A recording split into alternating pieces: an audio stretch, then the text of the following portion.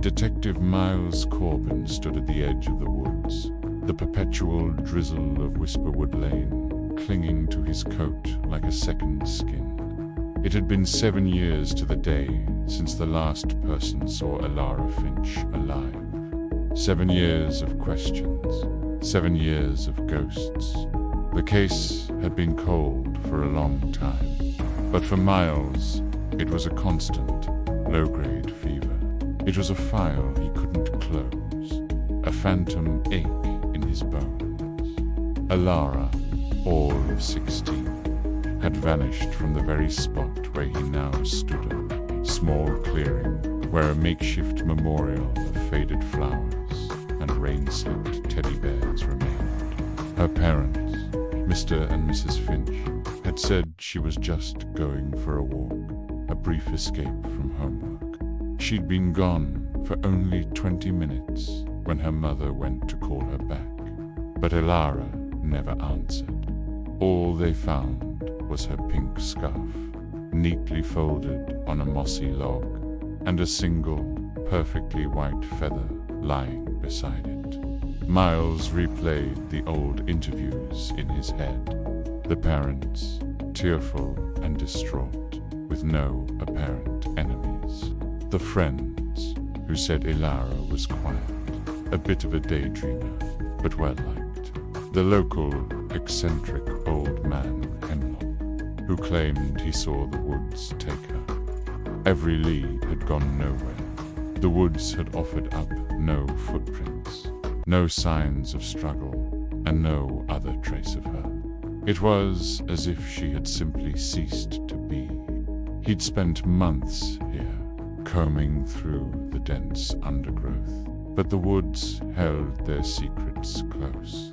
They seemed to have an unnatural quiet, a stillness that was not peaceful but expectant, as if they were waiting for him to give up and leave. The locals believed the place was haunted. They spoke of the Whisperwood, where the wind carried the low murmur of long-lost things. 7 years. The initial storm of media attention had died down, replaced by a quiet acceptance that Elara was never coming home. But Miles couldn't accept it.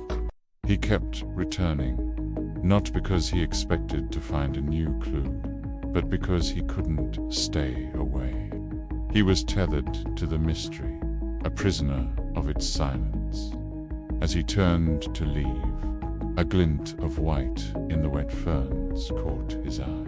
It was a small enamel pin shaped like a white feather, its clasp rusted.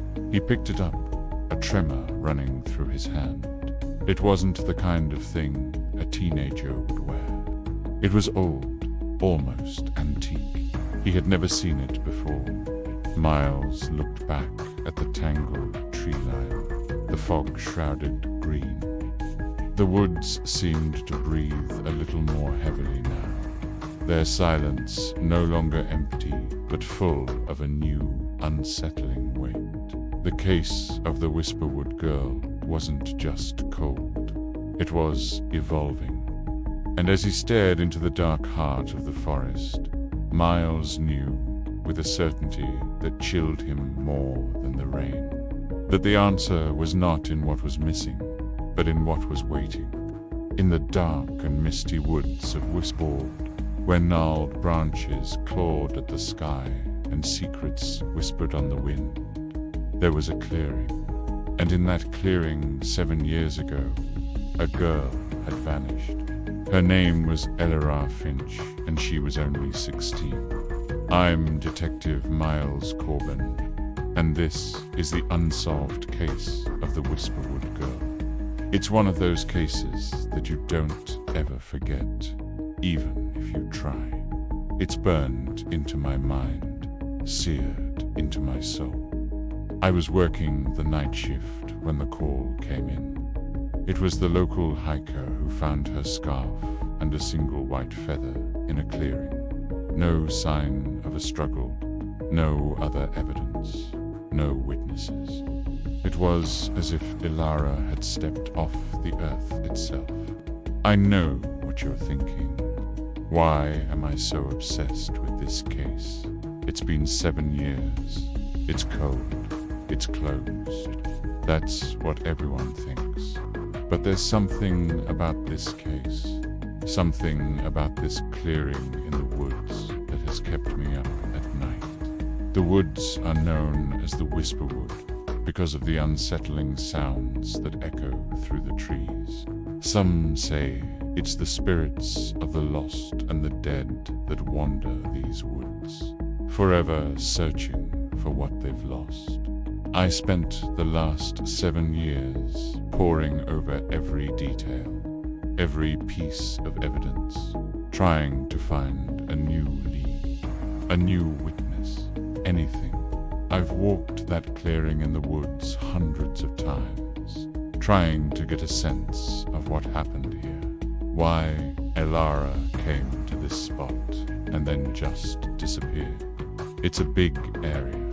There are lots of trees, and most of them have thick, leafy canopies, so not a lot of sun gets through. And this particular clearing, it's kind of like a little circle of trees.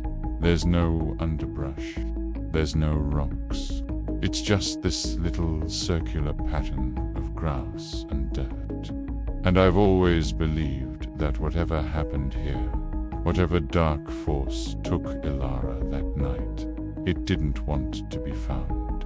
It took her, and then it vanished, leaving behind nothing but a girl's scarf and a white feather. That was until today.